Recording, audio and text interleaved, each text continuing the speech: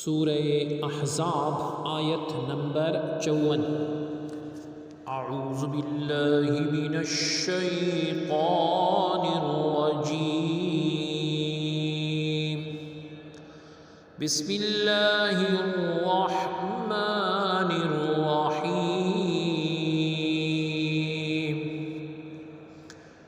ان تبدوا شیئا او تخفوه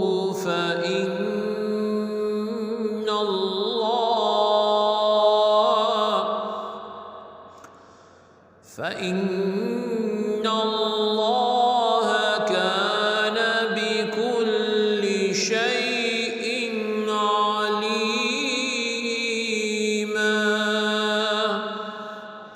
لفظی ترجمہ ہے ان اگر تبدو ظاہر کرو شیئن کوئی چیز، او یا تخفو چھپاؤ ہو اسے، فا تو انا بے شک اللہ رب العزت کانا ہے بھی کو کلی ہر چیز، کلی ہر شیئن چیز، علیمن جانتا ہے۔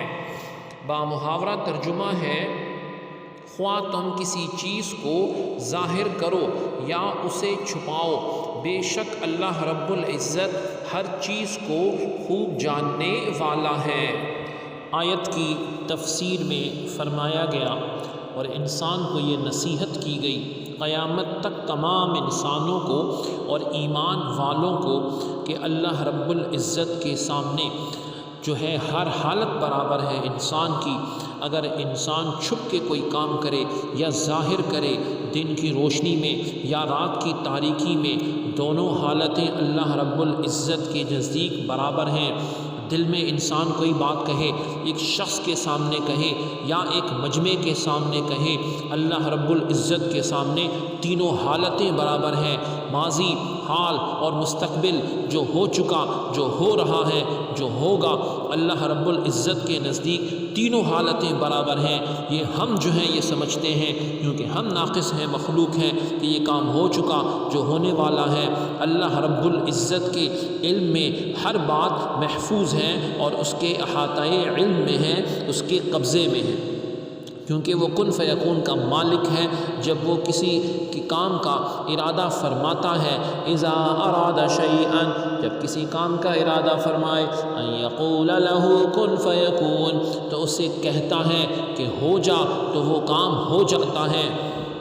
پھر دوسری تفسیر میں اس طرح فرمایا گیا کہ ان تبدوا شیئا او تخفوه، یعنی اگر تم کوئی بات ظاہر کرو یا چھپاؤ۔ نبی اکرم صلی اللہ علیہ وسلم کے وصال ظاہری یعنی دنیا سے تشریف لے جانے کے بعد ان کی ازواج مطہرات رضی اللہ عنہن سے نکاح کرنے کے بارے میں تم کوئی بات ظاہر کرو یا چھپاؤ تو یاد رکھو کہ اللہ رب العزت سب کچھ جانتا ہے اور وہ تمہیں اس کی سزا دے گا، ہر چیز اس کے احاطۂ علم میں ہے۔ سبحانک اللہم و بحمدک، اشہد ان لا الہ الا انت، استغفرک و اتوب الیک، وصلی اللہ تعالی علی خیر خلقہ محمد وعلی آلہ و اصحابہ اجمعین برحمتک یا ارحم الراحمین۔